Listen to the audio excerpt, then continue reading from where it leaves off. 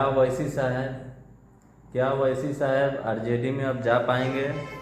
आप लोग से बता दूं कि अब वैसी साहब आरजेडी में नहीं जाएंगे, क्योंकि तेजस्वी यादव ने पूरा फाइनल कर दिया अपना चुप्पी साध के। तेजस्वी यादव ना ना ही बोल रहे हैं, ना ही बोल रहे हैं, ना हाँ ही बोल रहे हैं। अब क्या है कि इससे जाहिर होता है कि इससे जाहिर होता है कि अब वो असदुद्दीन ओवैसी को तेजस्वी यादव अपने पार्टी महागठबंधन में नहीं लेने वाले हैं। तो आपसे हम बता दें कि अब तो ऐसा है कि सब कोई उसको अपना घमंड है।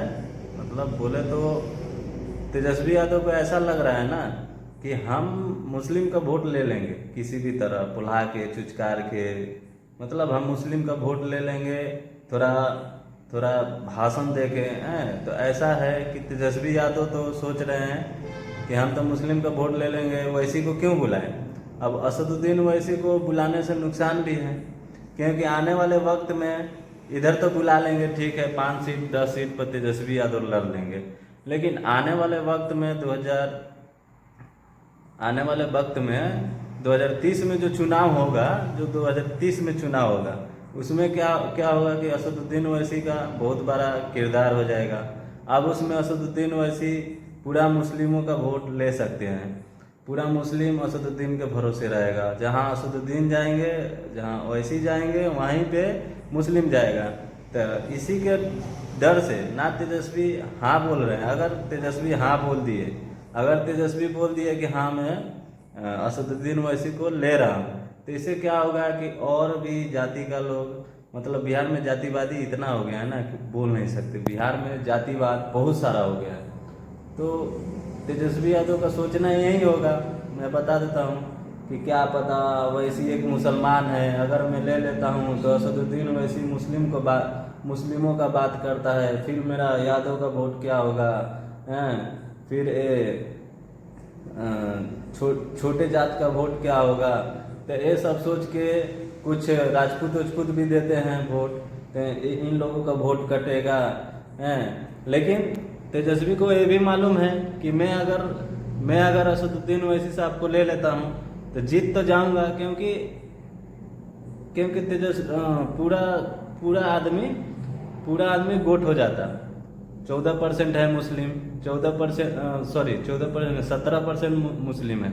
17% मुस्लिम अगर वोट दे रहा है एक ही पार्टी आरजेडी को, उसको जीतना तय है। लेकिन क्या है कि असदुद्दीन ओवैसी साहब अगर उस पार्टी में नहीं रह रहे हैं, तो आप लोग ये समझिए कि उसको वोट मिलेगा ही नहीं।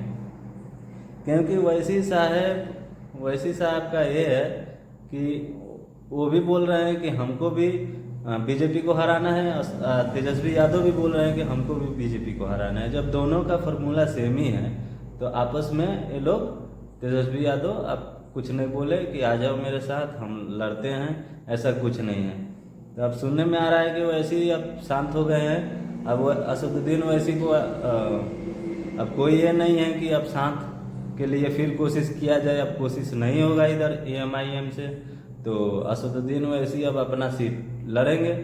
अब जैसे भी लड़े, और उसके हिसाब से अगर एएमआईएम अगर तेजस्वी बोल रहे हैं आरजेडी महागठबंधन के लोग कि मैं हार गया, वो भी असदुद्दीन ओवैसी के चक्कर में, तो ऐसा ऐसा बोलने से अच्छा है कि अब हर कोई सोशल मीडिया पे देख सकता है कि असदुद्दीन ओवैसी साहब प्रस्ताव भेजे थे, फिर उसमें राणा रंजीत सिंह पत्र लिख के आरजेडी कार्यकर्ता में आरजेडी में लालू यादव को, तेजस्वी यादव को, ठीक है, कांग्रेस के नेता को, मुकेश सहनी को, सबको लेटर लिख के दिया गया था। तो इन लोगों में से किसी का भी जवाब नहीं आया। जाहिर सी बात है कि मतलब ये पार्टी में नहीं जाने वाले हैं। तो आप लोग से बता दें कि ऐसे ही आने वाले वक्त में चुनाव तो बहुत डिफ़िकल्ट है। चुनाव का तो होना बहुत डिफ़िकल्ट है। अब इसमें प्रशांत किशोर भी हैं। प्रशांत किशोर भी वोट तो लेंगे, वो तो पूरा टोटल हर एक जाति का वोट उनको मिलेगा, क्योंकि वो पांडे से आते हैं।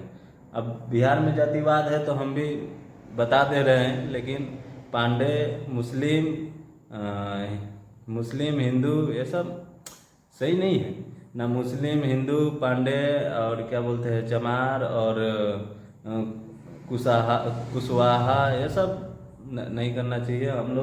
हम लोग एक ही खून के हैं, हम लोग एक ही चीज़ हम लोगों के रग रग में बसता है, एक ही रंग का खून होता है, तो ऐसा नहीं करना चाहिए। लेकिन बिहार में चलता है, इसके हिसाब से हम बता रहे हैं।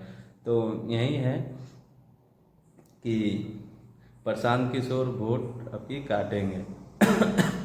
अब कहने का ये है कि प्रशांत किशोर 3 साल से पैदल चल रहे हैं और मतलब बिहार में थोड़ा बहुत तो धाक बना लिए हैं जिसमें आरजेडी के वोट में सेंध लगा सकें।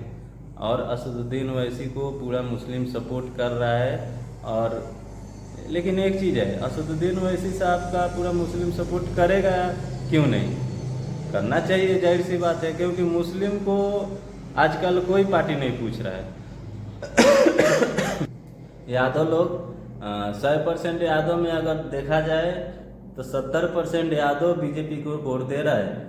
ये आप ध्यान में रखना, जो आरजेडी का MY समीकरण है ना, तो मतलब 70% वोट बीजेपी को जा रहा है। नहीं तो बीजेपी जीतेगी कैसे? अगर 14% यादव, अगर 18% 17% मुस्लिम वोट दे रहा है और कुछ छोटे छोटे कस्बे के लोग, छोटा वो जाति के लोग अगर वोट दे रहे हैं तो आरजेडी को जीतना चाहिए। लेकिन तेजस्वी यादव का जात ही तेजस्वी को हराना चाह रहा है।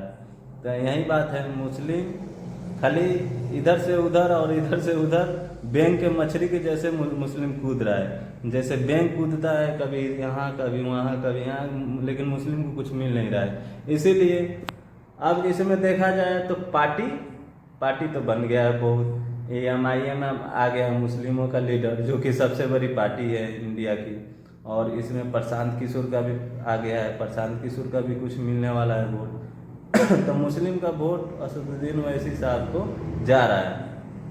तो अगर हराना है, अगर सरकार चेंज करना है तो ओवैसी साहब को लेना पड़ेगा, ऐसा MIM का दावा है।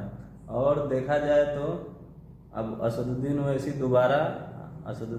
दोबारा अब तो कोशिश नहीं करने वाले हैं। बाकी के असदुद्दीन ओवैसी साहब किस थर्ड फ्रंट बनाने वाले हैं अभी वैसा वो मुझे पता नहीं चला है। अगर ऐसा अपडेट आएगा तो जिस पार्टी से थर्ड फ्रंट बना के चुनाव लड़ने वाले हैं, हम आपको अपडेट देते रहेंगे। Thank you.